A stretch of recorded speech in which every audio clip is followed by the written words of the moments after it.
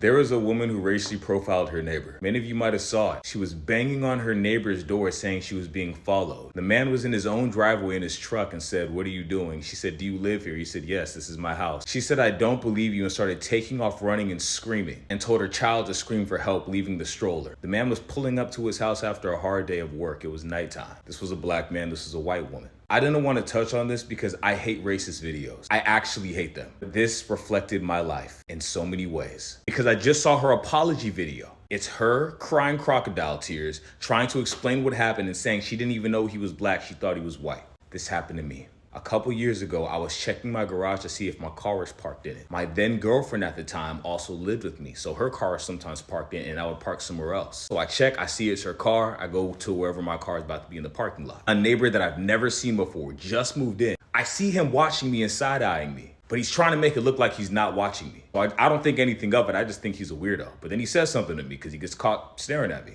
He goes, "Hey," I said, "Hi." Because you don't look at someone like that and go start talking to them. You just look weird. I don't know what you up to. We're gonna get to his apology in a second. He goes up to my girlfriend when he sees her and says, "Hey, I think somebody was trying to break into your garage." She said, "What did he look like?" He said, "Oh, well, he had a backpack and really staying away from me being black. I had a gym bag on my back. I've lived there for 2 or 3 years at that time. He just moved in 2 days ago." She goes, "Was he black?" My girlfriend was not black, quite obviously. He's also there with his wife, who is also not black. However, they're an interracial couple, which is just so stunning to me. He goes, "Yeah." She goes, "Yeah, you're talking about my boyfriend." He goes, "Oh, I didn't know, da-da-da." So my girlfriend calls me pissed off, and now I'm pissed off, and I get back and I see him. What a coincidence, walking with his girlfriend. I go up to him, I say, "Hey, are you the guy that accused me of breaking into my own garage?" He goes, "Oh, nah, dude, sorry, I'm da-da-da-da." His apology was so similar to hers. "I'm not racist, it's just this and that." I said, "Why do you know what garage my girlfriend stays in?"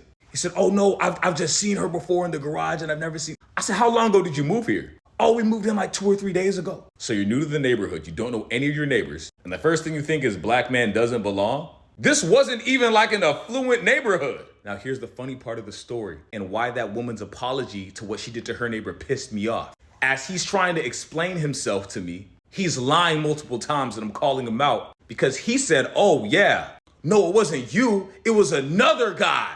I said, "What race was this guy?" He's like, "I couldn't see his race, I could only see his hair." And I saw this woman's video and I said, damn, their apology is the exact same. Zero accountability. You know what you were doing. Keep your paranoia, mental health over there. He even called the office and reported it to the office before I spoke to him. Maybe it was after, I don't know.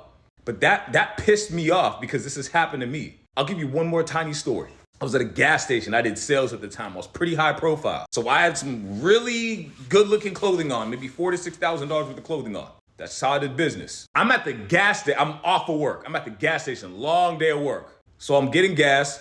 I'm looking for a protein bar because I'm on the way home and I need something small. I'm looking at the nutrition facts in the protein bar. You know, you can lift the thing up to see the protein facts, the nutrition facts. Gas station worker comes up to me. "I know what you're doing. You're trying to steal." I am dressed in $6,000 worth of clothing. I look at him. I say, "You think I'm stealing?" I have a tucked in polo. My polo is tucked in. Haircut once a week. I was so clean. He goes, you people do this all the time. You look at and you act like. I said, "Do you know what nutrition facts are?" He said, "What?" I said, "Look, if you look at the back of a bar, it'll show." He got so embarrassed. He was, "Oh, I'm sorry. Get to the counter. "Look, it wasn't because you're black. It's just because sometimes people come in." I'm dressed in $6,000 worth of clothing and you want me to believe it had nothing to do with my skin color. It's insane. And that is the life of a black man in America. And their apologies are always the same apology. It's never, "I was wrong. That's on me. I'll do better." It's never accountability. So yeah, I'm gonna drop a skit on that soon. I just wanted to share that story with y'all. And I have many more if you'd like to hear more stories. I have so many more if you want to hear about the experience of a black man in America. Every black person watching this video right now will tell you this. No matter how much you try to run away from it, no matter how much you try to tell yourself racism is just whatever, you try to think of yourself as an individual and not this or that, you constantly get reminded that you indeed, in fact, are a black man.